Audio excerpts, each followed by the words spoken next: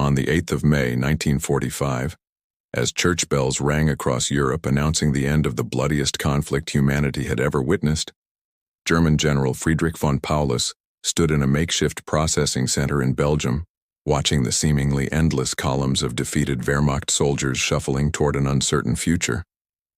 The war that had consumed the continent for nearly 6 years had finally ended, leaving behind a trail of devastation that stretched from the beaches of Normandy to the ruins of Berlin. Among the millions of prisoners now in Allied custody, nearly 400,000 German soldiers would find themselves transported across the Atlantic Ocean to a destination they could scarcely imagine: the continental United States. The general had heard whispers during the final chaotic weeks of the Reich's collapse. Stories filtered through the ranks of men who had been captured earlier in the war, tales so extraordinary that most dismissed them as propaganda or wishful thinking. American prison camps, these rumors suggested, bore no resemblance to the brutal prisoner facilities scattered across Europe. They spoke of abundant food, medical care, recreational activities, and treatment governed by rules rather than revenge. To soldiers who had witnessed the horrors of the Eastern Front and knew well the fate of prisoners in Soviet hands, these accounts seemed impossibly optimistic. General Hans von Obstfelder, who had commanded the 1st Parachute Army during the final battles in the Rhineland, found himself aboard a converted troop transport ship bound for America in late May of 1945. Standing on the deck as the vessel departed from Southampton, he reflected on the extraordinary reversal of fortune that had befallen the German military. Just 4 years earlier, the Wehrmacht had seemed invincible, crushing opposition from Poland to France, from Norway to North Africa. Now these same soldiers stood as defeated prisoners, their futures dependent entirely on the mercy of their captors. The transatlantic crossing took 12 days, during which the prisoners received regular meals and medical examinations. This alone startled many of the captured soldiers, who had expected harsh conditions from the moment of surrender. According to documentation preserved in the National Archives in Washington, the United States Army had established detailed protocols for prisoner treatment based on the Geneva Convention of 1929, which established international standards for the humane treatment of prisoners of war. American military officials took these obligations seriously, not merely as legal requirements, but as demonstrations of democratic values in contrast to Nazi brutality. When the transport ship entered New York Harbor in early June, the prisoners lined the rails to glimpse their first view of America. The Statue of Liberty rose from the morning mist, her torch held high above the greatest city many of these men had ever seen. The towering Manhattan skyline stretched beyond, completely untouched by the bombing campaigns that had reduced German cities to rubble. This single image conveyed more powerfully than any words the vast gulf between victor and vanquished. America had marshaled its enormous industrial might to defeat the Axis powers while its homeland remained pristine, prosperous, and entirely unscathed by warfare. The German prisoners disembarked at Camp Shanks in Orangeburg, New York, a massive processing facility that handled thousands of POWs during the summer months of 1945. General von Obstfelder passed through intake procedures that included medical screening, delousing, uniform exchange, and documentation. The efficiency impressed him immediately. American soldiers conducted these operations with businesslike professionalism, neither friendly nor hostile, simply following established procedures.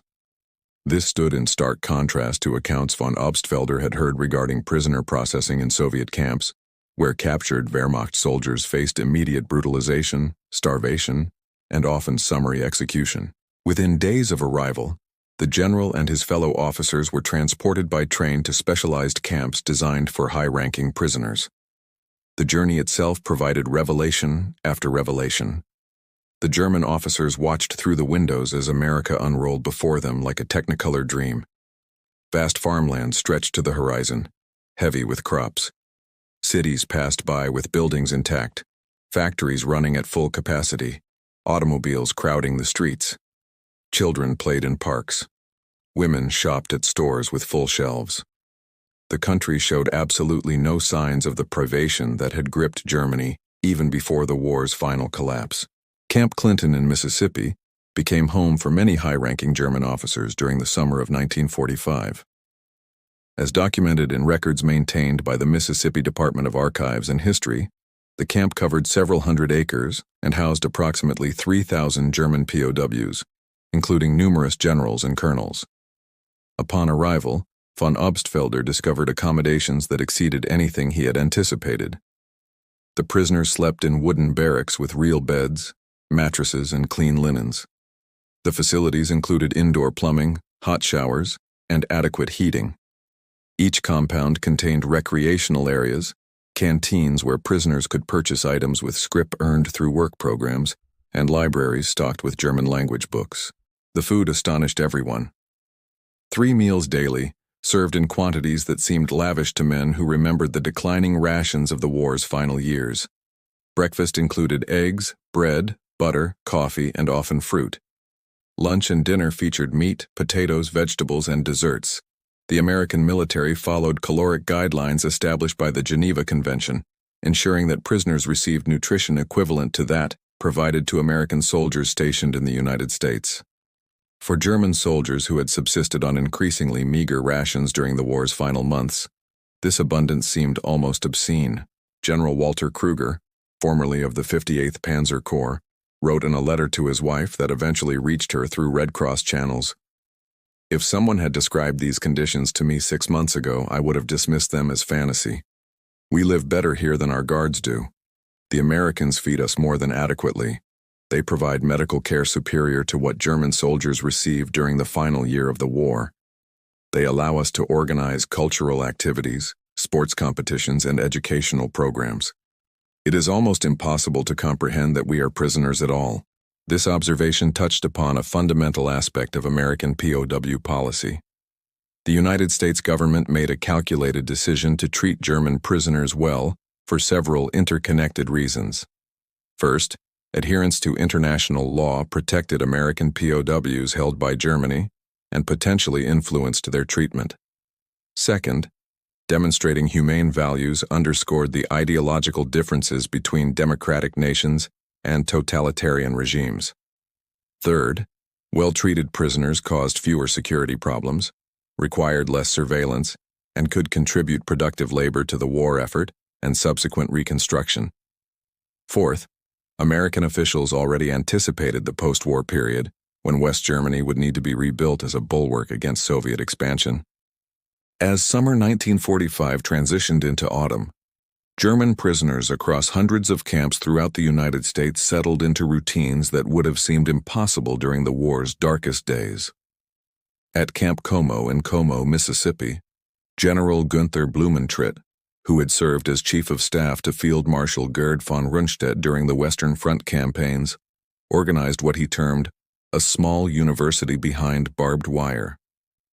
The American authorities permitted prisoners to establish educational programs, and the Germans seized this opportunity with characteristic thoroughness. Classes covered everything from languages to mathematics, from history to engineering. German professors who had been conscripted into military service now returned to their true calling, teaching younger prisoners who had missed years of education due to military service. The camp library expanded through Red Cross shipments and private donations, eventually containing thousands of volumes in German. Prisoners formed debate societies, chess clubs, theatrical companies, and musical ensembles. A prisoner orchestra at Camp Como performed Beethoven, Mozart, and Wagner to audiences that included both POWs and occasional American guests. The work programs represented another significant aspect of prison camp life. According to the Geneva Convention, enlisted prisoners could be required to work, though not on projects directly supporting the war effort. Officers could not be compelled to work, but could volunteer. Many did so simply to alleviate boredom. Throughout the American South and Midwest, German POWs harvested crops, processed timber, built roads, and performed other labor-intensive tasks. They received small wages in the form of scrip usable at camp canteens. Major Franz von Wehr, who had gained fame as the only German prisoner to successfully escape from Canadian custody and return to Germany during the war, found himself recaptured after the Reich's collapse and sent to Camp Aliceville in Alabama. In conversations recorded by American intelligence officers conducting routine interviews, von Wehr admitted, that escape held no attraction in American camps. "Escape to where?" he asked. "We are thousands of miles from Germany, which now lies in ruins. Here we have shelter, food, safety. Outside the fence, we would face a hostile countryside, no support network, and inevitable recapture. More importantly, why would anyone want to escape from conditions superior to what awaits us upon repatriation?" This pragmatic assessment reflected the thinking of most German POWs in American custody.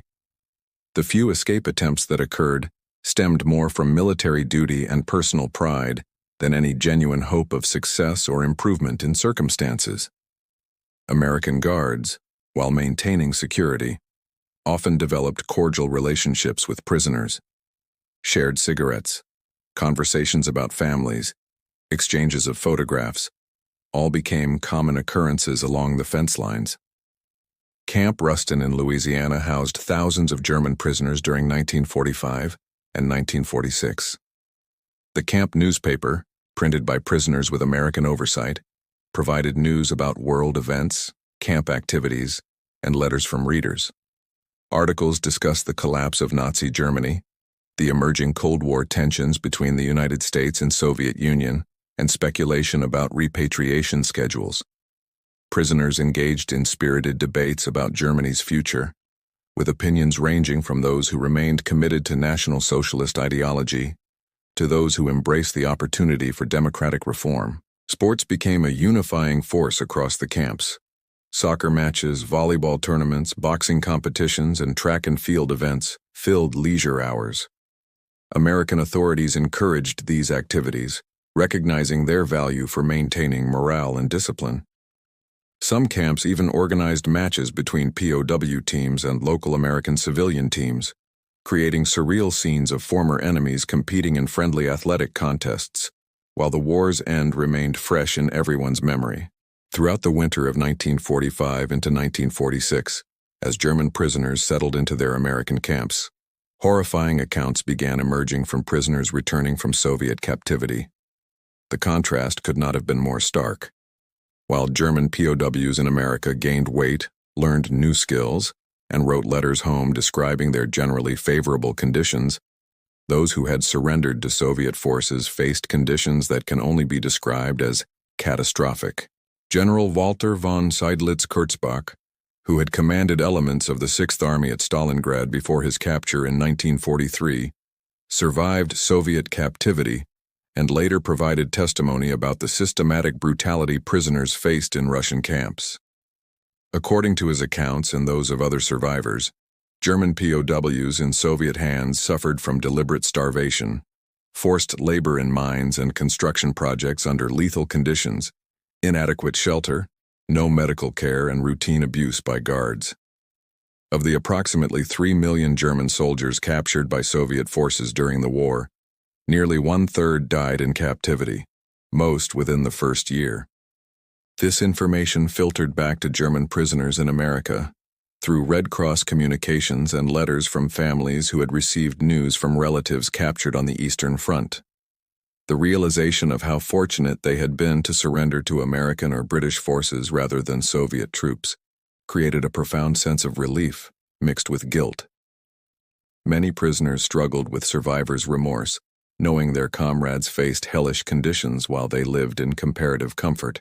General Lieutenant Friedrich Freiherr von Broich, held at Camp Concordia in Kansas, reflected in his diary on this moral paradox. His writings, preserved in German military archives, reveal a man grappling with complex emotions. He wrote, "We who fought against the Americans now owe them our lives. Meanwhile, our brothers who fought against the Soviets face a fate we can barely comprehend. The irony escapes no one. We aligned ourselves with a regime that brought unprecedented horror to Europe, yet now benefit from the humanity of those we attempted to conquer. How does one reconcile these contradictions?" The American press occasionally covered conditions in POW camps, though these stories never captured significant public attention. Most Americans remained focused on celebrating victory, welcoming home their soldiers, and transitioning to peacetime economy. The presence of hundreds of thousands of German prisoners on American soil represented a logistical challenge but not a topic that generated substantial controversy or interest. As referenced in articles from the New York Times and other publications from this period, the general American attitude toward German POWs reflected a mixture of indifference, mild curiosity, and satisfaction that the enemy soldiers were being handled humanely in accordance with American values. Some Americans, particularly those who had lost family members in the war, expressed resentment that German prisoners lived comfortably while their loved ones lay dead. These sentiments were understandable and valid. However, military and government officials consistently emphasized that maintaining high standards for prisoner treatment served American interests and values. General George C. Marshall, Army Chief of Staff, stated in congressional testimony during 1946 that humane treatment of prisoners represented not merely a legal obligation, but a demonstration of the principles for which we fought. German generals in American captivity recognized the propaganda value their treatment provided. The contrast between American and Soviet camps offered powerful ammunition in the emerging ideological struggle between East and West. Officers like General Major Eric Marks, held at Camp Livingston in Louisiana, understood that their positive experiences in American custody would shape post-war German attitudes toward the occupying powers. In interviews conducted by American intelligence officers preparing for post-war occupation policies, these generals frequently emphasized their gratitude and suggested that fair treatment would facilitate German cooperation during the Reconstruction period. The psychological impact of this realization cannot be overstated. German military professionals who had absorbed years of Nazi propaganda about American weakness, decadence, and brutality now confronted daily evidence that contradicted everything they had been taught. America's industrial capacity, military efficiency, humanitarian values, and democratic society impressed prisoners who had been conditioned to view democracy as inherently inferior to authoritarian systems. As 1946 progressed, American authorities implemented more sophisticated programs designed to reshape German prisoners' political worldviews. These re-education initiatives, coordinated by the Provost Marshal General's Office and detailed in documents now housed at the National Archives, represented ambitious attempts to combat Nazi ideology and prepare prisoners for return to a Germany that would need to embrace democratic governance. Camp Van Etten in New York became a center for these re-education efforts. The program director, a German-American professor of political science named Dr. Henry Ehrman, designed curricula that exposed prisoners to democratic principles, accurate histories of the Nazi regime's crimes, and visions for post-war German democracy. The challenge was immense. Many prisoners remained committed to aspects of Nazi ideology even after Germany's defeat. Others simply wanted to avoid controversy and return home as quickly as possible. A significant number, however, proved genuinely receptive to democratic ideas, particularly younger soldiers who had limited investment in the Nazi system. Film screenings constituted a critical component of the re-education program. American authorities showed prisoners documentary footage from newly liberated concentration camps, including Dachau, Buchenwald, and Bergen-Belsen. These films displayed evidence of systematic atrocities that most Wehrmacht soldiers claimed ignorance about, though historians would later debate the extent of military knowledge regarding the Holocaust. The screenings provoked powerful reactions ranging from denial and disbelief to horror and shame. General Major Otto Korfus, held at Camp Trinidad in Colorado, underwent a profound transformation through these re-education programs. Initially skeptical and resistant, he gradually confronted evidence of Nazi crimes that shattered his remaining illusions about the regime he had served. In letters written during this period, Korfus expressed deep moral anguish about his complicity in Germany's aggression, even while maintaining that he had personally committed no war crimes. His evolution illustrated the complexity of denazification, how men could simultaneously acknowledge the regime's evil while struggling to accept personal responsibility. Newspapers published by prisoners reflected this gradual ideological shift. Der Ruf, or The Call, emerged as the most sophisticated prisoner newspaper, featuring articles that critically examined Nazi ideology, discussed democratic principles, and debated Germany's future. American authorities monitored but did not censor these publications except for explicit Nazi propaganda. The result was a dynamic forum where prisoners worked through their intellectual and moral reckonings with recent history.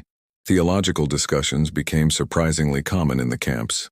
Many prisoners returned to religious faith abandoned or suppressed during the Nazi period.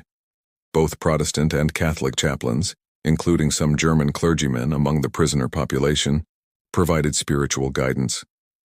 These religious discussions often addressed moral culpability, collective guilt, and paths toward redemption.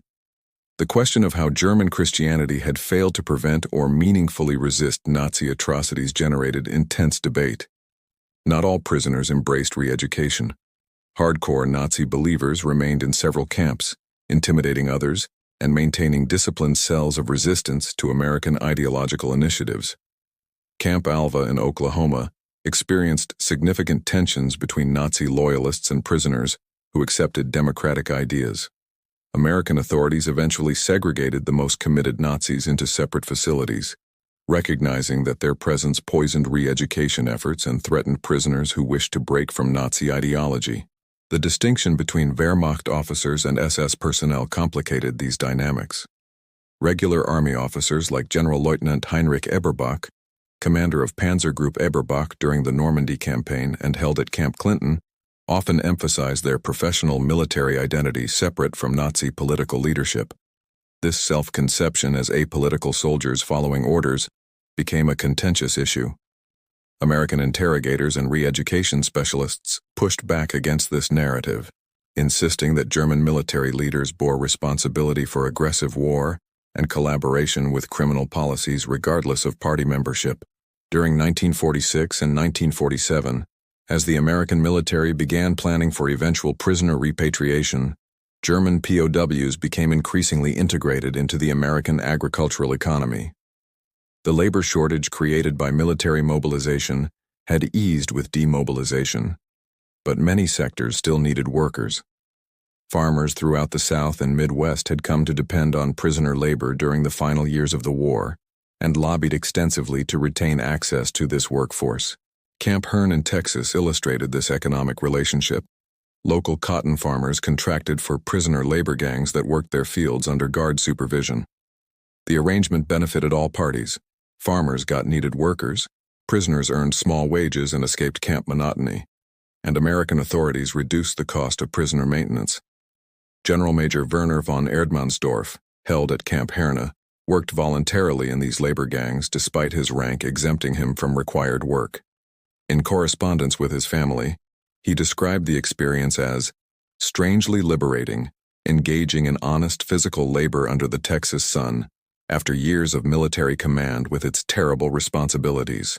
Communities near prison camps developed complex relationships with the German prisoners. Initial suspicion and hostility gradually gave way to familiarity, and in some cases, friendship. Camp guards often came from local populations, and their daily interactions with prisoners humanized the former enemy.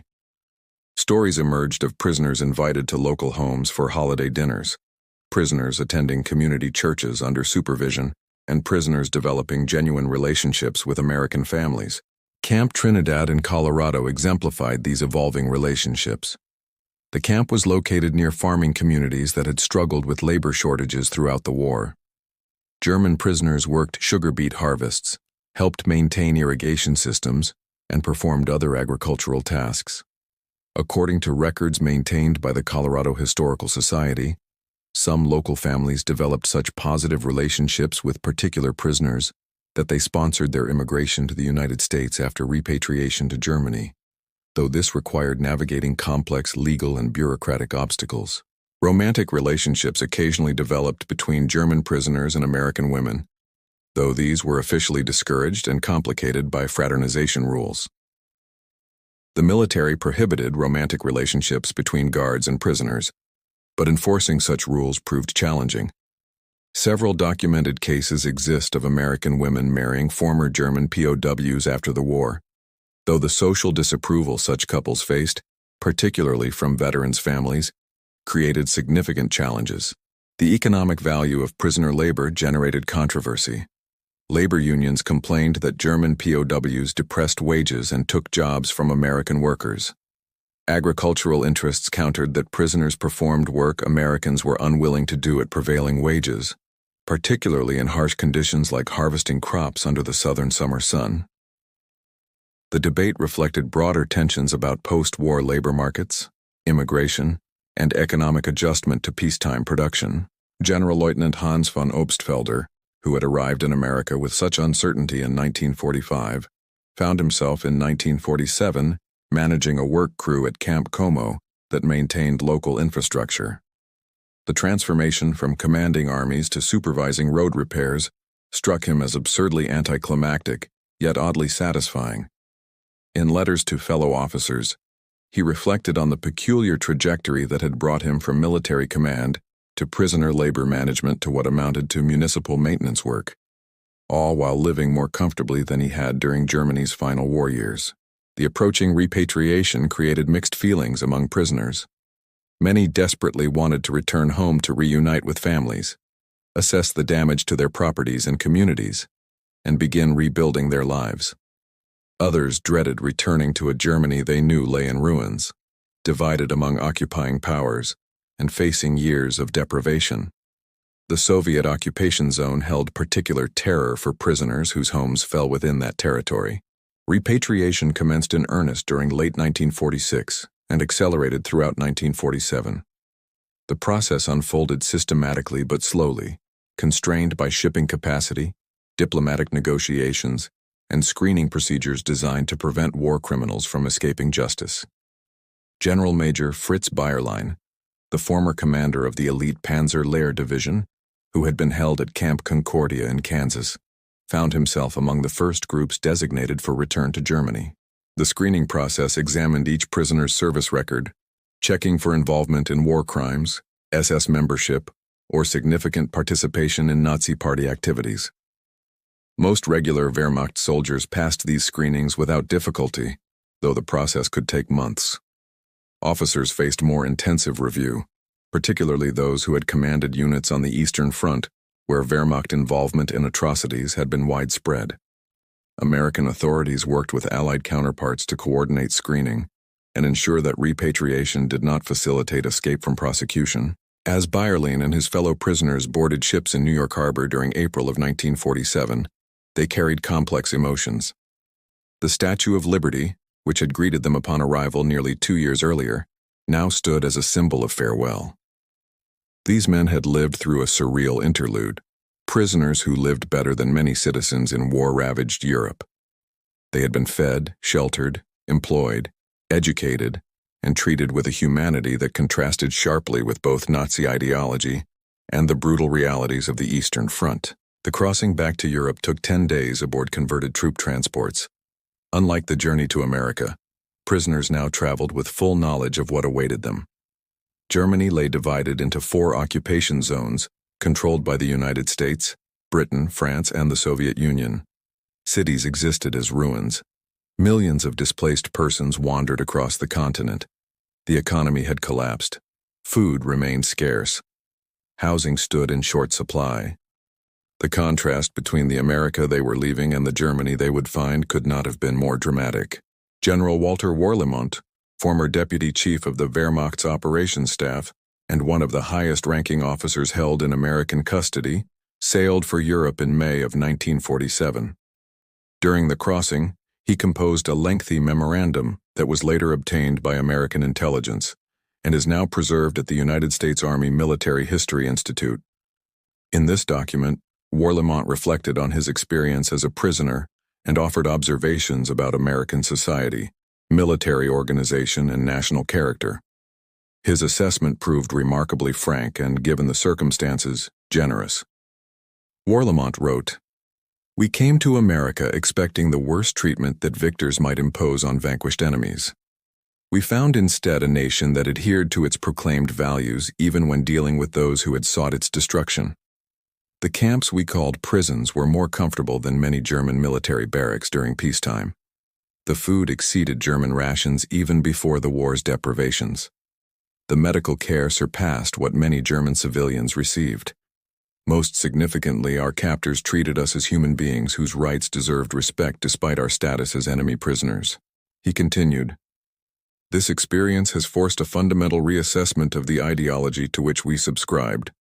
Nazi propaganda portrayed America as weak, decadent, incapable of sustained military effort, and divided by racial and class conflicts. We found instead a nation of extraordinary industrial power, military efficiency, social cohesion, and commitment to humanitarian principles. The contrast between what we were taught to believe and what we experienced directly undermines the entire foundation of Nazi ideology. A regime built on lies inevitably led Germany to catastrophe. Upon arrival in Bremerhaven, prisoners entered processing centers managed by Allied occupation authorities. They received updated identification documents, underwent final screening for war crimes involvement, and received information about transportation to their home regions. The infrastructure barely functioned. Trains ran sporadically. Roads remained damaged.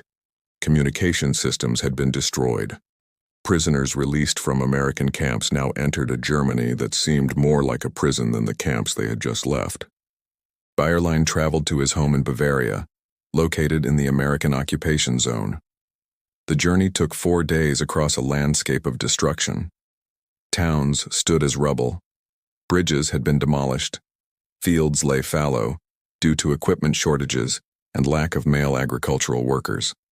Displaced persons camps dotted the countryside, housing millions of refugees from Eastern Europe. The scope of destruction overwhelmed returning prisoners, even those who had anticipated severe damage. As 1947 progressed, the remaining German prisoners in American camps followed news of repatriation with increasing anxiety. Those whose homes lay in the Soviet occupation zone faced particular dread. Stories filtering back from returnees painted a grim picture. The Soviet zone suffered from systematic dismantling of industrial equipment as war reparations, more severe food shortages than Western zones, political repression, and forced collectivization. For prisoners who would return to Soviet-controlled territory, the camps in America truly represented a paradise that would give way to a new form of captivity. General Lieutenant Ernst Schorlen, held at Camp Butner in North Carolina, came from Saxony, which now lay in the Soviet zone. In conversations with American intelligence officers who interviewed high-ranking prisoners about conditions in Germany, Schorlen expressed his fear about returning to Soviet control. He had survived the war, survived capture, been treated well by American captors, and now faced an uncertain future under Soviet occupation. His anxiety reflected that of thousands of prisoners who found themselves in similar circumstances. The last German POWs did not leave American soil until July of 1947, more than 2 years after Germany's surrender. Among these final prisoners were individuals whose cases required extended investigation, those with medical conditions requiring continued treatment, and a small number who had married American women and were attempting to remain in the United States. General Major Carl Casper, whose case file is preserved at the National Archives, represented this last category. He had developed a relationship with an American Red Cross worker at Camp Concordia and sought permission to immigrate rather than return to Germany. His request sparked bureaucratic debates about immigration law, national security, and post-war policy that took months to resolve. Eventually, authorities denied his application, and he returned to Germany in August of 1947, though he would successfully immigrate to America in 1951. The closure of the camp system proceeded systematically. Camp Como in Mississippi closed in June of 1947, with a modest ceremony attended by local officials, former guards, and even some community members who had developed relationships with prisoners over the preceding 2 years. The American commander, Colonel Richard Patterson, gave a speech that captured the unique historical moment. He stated, "These men came to us as enemies. They leave, if not as friends, then at least as fellow human beings who have been treated according to our nation's highest ideals. We hope they will carry memories of fair treatment back to Germany and contribute to building a peaceful, democratic nation from the ruins of Nazi tyranny." Documentation from the Provost Marshal General's office, as referenced in scholarly works on American POW policies, reveals that officials viewed the camp system as a significant success. Escape rates remained minimal. Security incidents were rare. Prisoner mortality stood remarkably low, particularly compared to the catastrophic death rates in Soviet camps. Economic output from prisoner labor had contributed meaningfully to agricultural production during critical years. Re-education programs had exposed thousands of German soldiers to democratic principles and accurate information about Nazi crimes. From an administrative and policy perspective, the program had achieved its objectives efficiently and humanely. The German generals who had once commanded armies now returned to a Germany where their military expertise had become not merely obsolete, but actively unwanted. The occupation authorities maintained strict prohibitions against reconstituting German military forces. Former Wehrmacht officers faced a landscape where their professional identities had no place, and their wartime service generated suspicion or hostility rather than respect. Men who had commanded thousands of soldiers now struggled to find employment, secure housing, and rebuild their lives in a devastated country. General Lieutenant Heinrich Kirchheim, who had commanded armored units in North Africa before capture and spent nearly 3 years in American camps, returned to find his home in Mainz destroyed by bombing.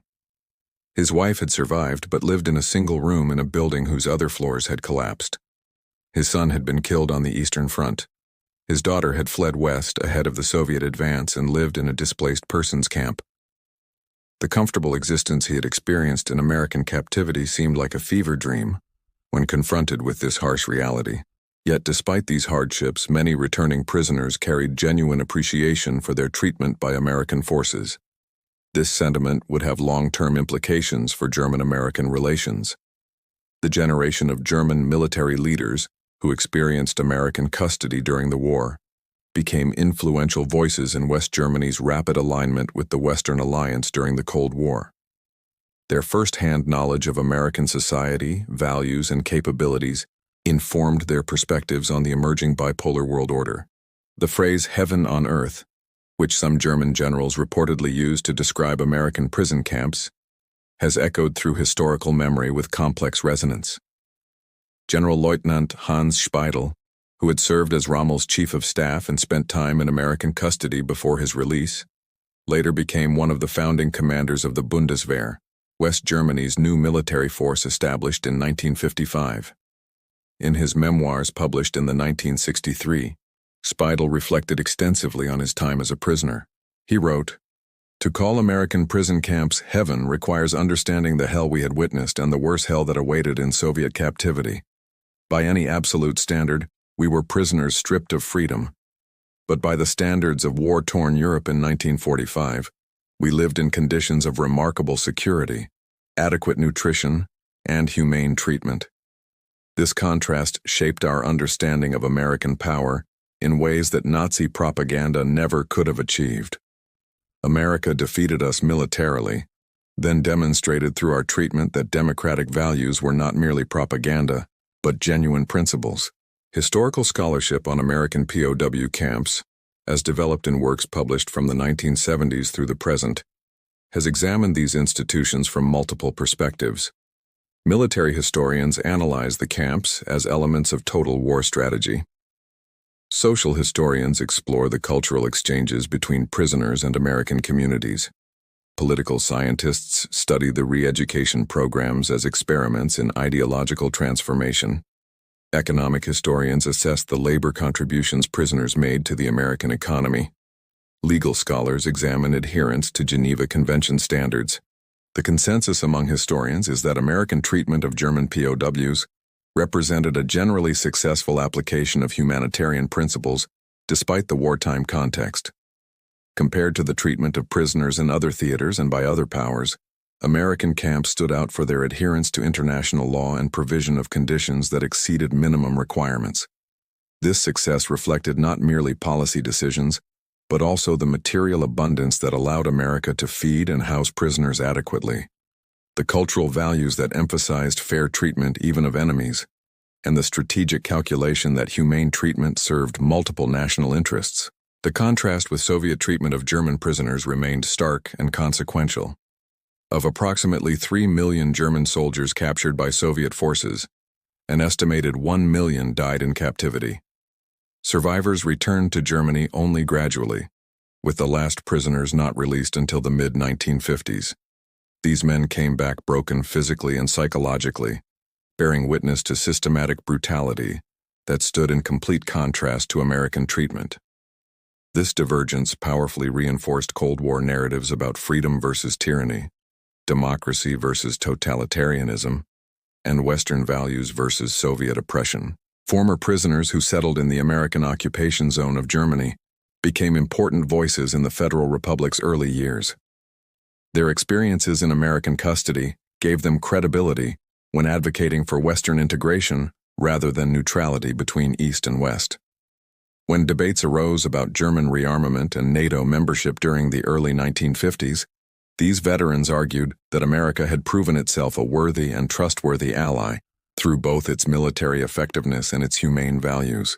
General Johannes Steinhoff, a Luftwaffe ace who was not himself held in American camps but had extensive contact with returning prisoners, later wrote about this phenomenon in his analysis of post-war German military culture. According to his assessment published in 1970, the generation of Wehrmacht officers who experienced American captivity overwhelmingly supported West Germany's alignment with NATO and integration into Western defense structures. Their direct experience with American military culture convinced them that cooperation rather than opposition served German interests. This historical legacy carries contemporary relevance. The treatment of prisoners remains a contentious issue in modern warfare, with debates about Guantanamo Bay, Abu Ghraib, and other detention facilities referencing standards established in previous conflicts. The World War II American POW camp system is frequently cited as an example of how adherence to international law and humanitarian principles serves both moral imperatives and practical national interests. While romanticizing these camps would be inappropriate, acknowledging their relative success provides historical grounding for contemporary policy discussions. In the decades following their repatriation, German generals who had experienced American captivity continued to reflect on those years with complex emotions. General-Lieutenant Hans von Obstfelder, whose journey began in May of 1945 with such uncertainty, lived until 1977. In his final years, he granted extensive interviews to historians documenting Wehrmacht officers' experiences during and after the war. His reflections, preserved at the German Federal Military Archives, provide valuable insights into how imprisonment in America shaped his worldview. Von Obstfelder stated in a 1975 interview, "Those years as a prisoner represented both the lowest and, paradoxically, among the most illuminating periods of my life. I had lost everything I had fought for. My nation lay in ruins. My professional identity had been stripped away. Yet I was treated with more humanity by those I had fought against than I had shown or received from the regime I had served. This paradox forced a fundamental re-evaluation of my values, loyalties, and understanding of what constitutes a just society. The Americans demonstrated through their treatment of defeated enemies the strength of their democratic principles. This lesson influenced my perspectives throughout the remainder of my life." The historical record shows that not all returning prisoners maintained positive views of their captivity. Some, particularly those who remained committed to nationalist or revanchist ideologies, portrayed their imprisonment as humiliation, regardless of material conditions. Others, facing the hardships of post-war Germany, developed resentment toward their former captors who lived in continued prosperity. The diversity of responses reminds us that historical experiences are interpreted through individual psychological, ideological, and circumstantial filters. General Major Fritz Bayerlein, who returned to Bavaria in 1947, struggled for years with unemployment and housing insecurity before eventually finding work with the American-funded German Labor Service. His post-war trajectory illustrated common patterns among former Wehrmacht officers. The total defeat had destroyed not just the Nazi regime, but the entire German military establishment. These men faced a world where their expertise was unwanted and their service record generated suspicion. Some successfully transitioned to civilian careers. Others struggled with purposelessness and economic marginalization. A significant number eventually joined the reconstituted Bundeswehr, where their experience found renewed, if carefully circumscribed, value. The reunions of former prisoners became increasingly common from the 1960s onward. Groups of men who had shared camps in America gathered periodically to reminisce about that strange interlude when they had lived as prisoners in relative comfort while their homeland burned. These gatherings mixed nostalgia with sorrow, gratitude with guilt, and camaraderie with the heavy knowledge of what their nation had done and suffered. Photographs from these reunions, preserved in various German archives, show elderly men in civilian clothes standing beneath American and German flags, embodying the complex historical reconciliation that had occurred. The American guards and camp administrators had their own complex relationships with this history. Many veterans of the POW camp system never spoke extensively about their service, viewing it as less consequential than combat roles. Others maintained that their work contributed meaningfully to the war effort and post-war reconstruction. A small number stayed in contact with former prisoners, corresponding across oceans and eventually meeting during trips to Germany or America. These relationships, documented in personal letters and memoirs, represent individual bridges across the chasm of former enmity. The phrase "heaven on earth" that gives this historical account its title must be understood in context. It reflected not an objective assessment that prison camps were paradises, but rather the immense gulf between expectations and reality, between the treatment German soldiers received in American custody versus what they anticipated or what their comrades experienced in Soviet camps.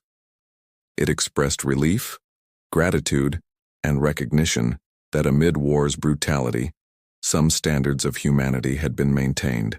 As the generation that experienced these events passes from living memory into history, the documentary record preserved in archives across America and Germany provides evidence for future scholars to examine, debate, and learn from.